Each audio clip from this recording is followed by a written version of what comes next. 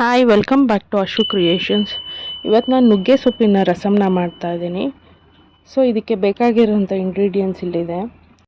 ಬೆಳ್ಳುಳ್ಳಿ ತೊಗೊಳ್ಳಿ, ಒಂದು 12-15, ಮತ್ತು 1 ಸ್ಪೂನ್ ಪೆಪ್ಪರ್, ಕಾಳು ಮೆಣಸು, ಮತ್ತು 1 ಸ್ಪೂನ್ ಜೀರಿಗೆನ ಚೆನ್ನಾಗಿ ಕುಟ್ಕೊಳ್ಳಿ, ಕಲ್ಲಲ್ಲಿ ಕುಟ್ಕೊಳ್ಳಿ.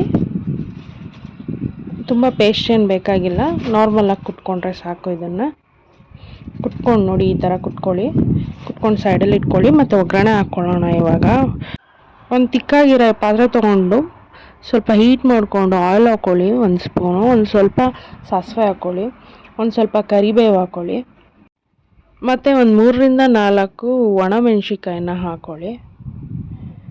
ಒಣಮೆಣ್ಸಿಕಾಯಿ ಆದ ನಂತರ ಒಂದು 2-3 ಸಣ್ಣದಾಗಿ ಹಚ್ಕೊಂಡಿರೋ ಆನಿಯನ್ನ ಹಾಕ್ಕೊಳ್ಳಿ. ಆನಿಯನ್ ಚೆನ್ನಾಗಿ ಫ್ರೈ ಮಾಡ್ಕೊಳ್ಳಿ, ಗೋಲ್ಡನ್ ಬ್ರೌನ್ ಬರೋವರೆಗೂ, ಸ್ವಲ್ಪ ಹಸಿ ವಾಸನೆ ಹೋಗೋವರೆಗೂ ಫ್ರೈ ಮಾಡ್ಕೊಳ್ಳಿ. ಮತ್ತು ನುಗ್ಗೆ ಸೊಪ್ಪನ್ನ 1 ಕಪ್ ತೊಗೊಳ್ಳಿ, ಅದನ್ನು ಚೆನ್ನಾಗಿ ತೊಳೆದಿಟ್ಕೊಂಡು ಅದನ್ನು ಹಾಕ್ಕೊಳ್ಳಿ. 1-1.5 ಕಪ್ನ ಹಾಕ್ಕೊಬೋದು ನೀವು. ಸೊ ಇದರಲ್ಲಿ ತುಂಬ ಹೆಲ್ತಿ ಬೆನಿಫಿಟ್ಸ್ ತುಂಬ ಇದೆ. ಸೊ ತಿನ್ನೋದ್ರಿಂದ ಸೊಪ್ಪನ್ನು ತಿನ್ನೋದ್ರಿಂದ ಇಮ್ಯುನಿಟಿ ಕೂಡ ಬರುತ್ತೆ ನಮಗೆ. ಸೊ ನೋಡಿ, ಈ ಥರ ಚೆನ್ನಾಗಿ ಫ್ರೈ ಮಾಡ್ಕೊಳ್ಳಿ. ಚೆನ್ನಾಗಿ ಎಣ್ಣೆಲೆ ಬೇಯಿಸ್ಕೊಳ್ಳಿ. ಇದನ್ನು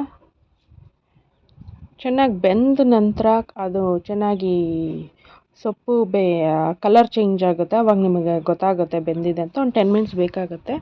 10 ಮಿನಿಟ್ಸ್ ಆದ ನಂತರ 1 ಸ್ಪೂನ್ ಸಾಲ್ಟ್ನ ಹಾಕ್ಕೊಳ್ಳಿ. ಪುಡಿ ಸಾಲ್ಟ್ನಾದರೂ ಹಾಕ್ಕೋಬೋದು, ದಪ್ಪ ಸಾಲ್ಟ್ನ ಕೂಡ ಹಾಕ್ಕೋಬೋದು ನೀವು. ಮತ್ತು ಕೂಡ ಇದು ಲೋ ಫ್ಲೇಮಲ್ಲೇ ಮಾಡ್ಕೊಳ್ಳಿ. ನಾನ್ ಸ್ಟಿಕ್ ಇದ್ದರೆ ಹಂಡು ಹಿಡಿಯಲ್ಲ, ಇಲ್ಲಾಂದರೆ ಬೇರೆದು ಸ್ಟೀಲ್ ಪಾತ್ರೆ ಎಲ್ಲ ಹಂಡು ಹಿಡಿಯೋ ಚಾನ್ಸಸ್ ಇರುತ್ತೆ. ಮತ್ತು ಇವಾಗ ಒಂದು 2 ಟೊಮೆಟೊನ ತೊಗೊಂಡು ಸಣ್ಣದಾಗಿ ಕಟ್ ಮಾಡಿಕೊಂಡು ಟೊಮೆಟೊನ ಹಾಕ್ಕೊಳ್ಳಿ. ಟೊಮೆಟೊ ಇಷ್ಟ ಅಲ್ಲದವರು ಹುಣಸೆ ಹುಳಿನೂ ಕೂಡ ಬಿಟ್ಕೊಬೋದು. ಆ್ಯಕ್ಚುಲಿ ನುಗ್ಗೆ ಸೊಪ್ಪು ತುಂಬ ಕಹಿ ಇರುತ್ತೆ, ಬಟ್ ಒಂದೊಂದು ಸೊಪ್ಪು ಕಹಿ ಇರಲ್ಲ. ಈ ಥರ ರಸ ಮಾಡ್ಕೊಳೋದ್ರಿಂದ ನಿಮಗೆ ಕಹಿ ಅನಿಸಲ್ಲ. ಸೊ ಹೆಲ್ತಿಗೂ ತುಂಬ ಒಳ್ಳೆಯದು ನುಗ್ಗೆ ಸೊಪ್ಪು ಆದ್ದರಿಂದ. ಸೊ ನೋಡಿ, ಇವಾಗ ಚೆನ್ನಾಗಿ ಫ್ರೈ ಆಗಿದೆ. ಇದು ಫ್ರೈ ಆದ ನಂತರ ನಾವೇನು ಕುಟ್ಕೊಂಡಿರ್ತೀವಲ್ಲ ಬೆಳ್ಳುಳ್ಳಿ ಮತ್ತು ಜೀರಿಗೆ, ಆ ಪೇಸ್ಟನ್ನ ಹಾಕ್ಕೊಂಡು ಚೆನ್ನಾಗಿ ಫ್ರೈ ಮಾಡ್ಕೊಳ್ಳಿ. ಯೂಶ್ವಲಿ ಎಲ್ಲ ಉಪ್ಸಾರು ಇಲ್ಲಾಂದರೆ ಪಲ್ಯನ ಮಾಡ್ಕೊತಾರೆ, ಬಟ್ ನಾನು ರಸಮ್ನ ಮಾಡೋದನ್ನು ತೋರಿಸ್ತಾ ಇದ್ದೀನಿ. ಸೊ ಡಿಫ್ರೆಂಟ್ ಟೇಸ್ಟ್ ಇರುತ್ತೆ ಆ್ಯಕ್ಚುಲಿ. ಇದು ತುಂಬ ಕಹಿನೂ ಕೂಡ ಇರಲ್ಲ, ಅನ್ನಕ್ಕೆ ಚೆನ್ನಾಗಿರುತ್ತೆ. ಸೊ ನೋಡಿ, ಫ್ರೈ ಆದ ನಂತರ 1 ಕಪ್ ಬೇಳೆನ ಬೇಯಿಸ್ಕೊಂಡು ಸೈಡಲ್ಲಿ ಇಟ್ಕೊಂಡಿರಿ. ಆ ಬೇಯಿಸ್ಕೊಂಡಿರೋ ಬೇಳೆ ನೀರನ್ನು ಇದಕ್ಕೆ ಹಾಕ್ಕೊಳ್ಳಿ.